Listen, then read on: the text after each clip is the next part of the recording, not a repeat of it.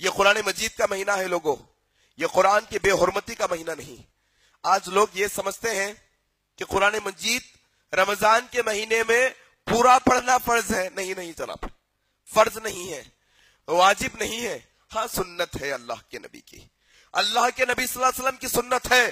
لیکن اگر آپ یہ سمجھتے ہو کہ رمضان کے مہینے میں پورا قرآن مجید پڑھنا ضروری ہے اور وہ پورا پڑھنے کی چکر میں قرآن مجید کی بے حرمتی کرتے ہوئے پڑھتے ہو تو تمہارے لیے ثواب کا باعث نہیں، گناہ کا باعث بن جائے گا۔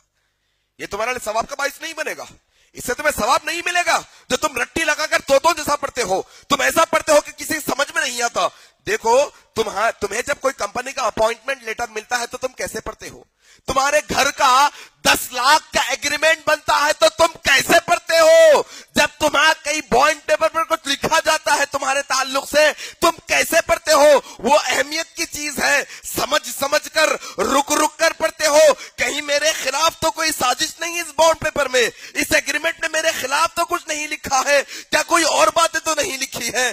جب تمہارے اپنے ذاتی فائدے کی بات آتی ہے تو تم سمجھ کر رک کر پڑھتے ہو۔ انسان کا لکھا ہوا ہوتا ہے، تم رک کر پڑھتے ہو تاکہ ذاتی نقصان نہ ہو جائے، اور رب کے کلام کی بات آتی ہو تو تم کیسے پڑھتے ہو؟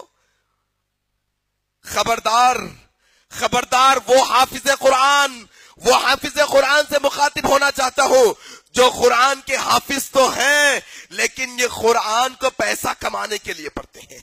لوگوں یاد رکھو، امام محمد بن عبد الوہاب رحمت اللہ علیہ نے کہا، جو کوئی بھی شخص اس دنیا کے اندر دنیا کمانے کی خاطر، پیسہ کمانے کی خاطر، عزت کمانے کی خاطر، گھر بنانے کی خاطر دین اسلام کا کوئی نیک عمل کرتا ہے، کیا کہا محمد بن عبد الوہاب رحمہ اللہ نے؟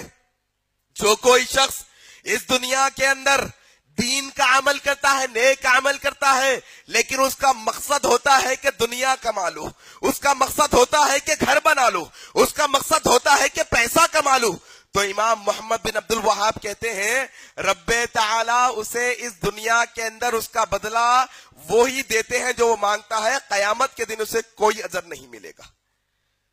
وہ حافظوں سے مخاطب ہوں میں جو اس مقصد سے قرآن مجید کو پڑھتے ہیں کہ تاکہ تراویح پڑھانے کا زیادہ سے زیادہ پیسہ مل جائے۔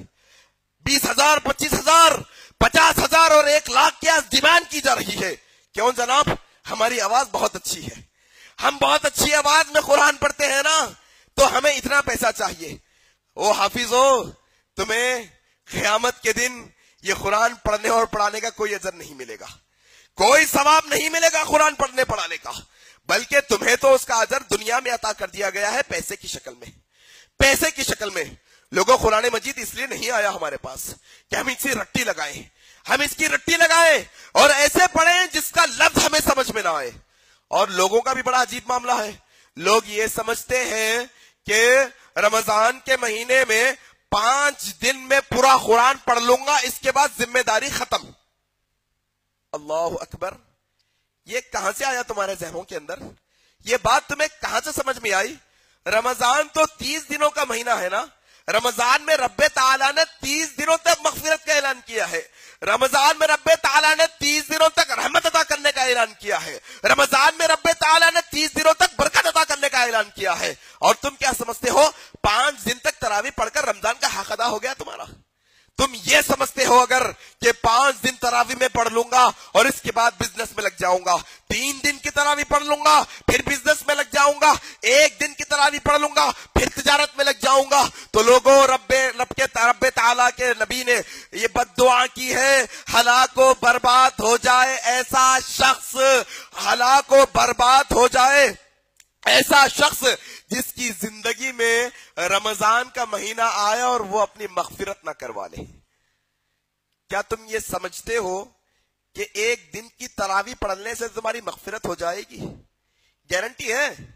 کیا تم یہ سمجھتے ہو 3 دن کی تراویح پڑھ لینے سے تمہاری مغفرت ہو جائے گی؟ گارنٹی ہے؟ کیا تم یہ سمجھتے ہو 10 دن کی تراویح پڑھ لینے سے تمہاری مغفرت ہو جائے گی؟ نہیں لوگوں، یہ پورا مہینہ ہمیں کمر کس کر کمر کو باندھ کر محنت کرنی ہے رب کے تعالیٰ کے حضور میں. رب تعالیٰ کے حضور میں ہمیں محنت کرنی ہے صبح و شام.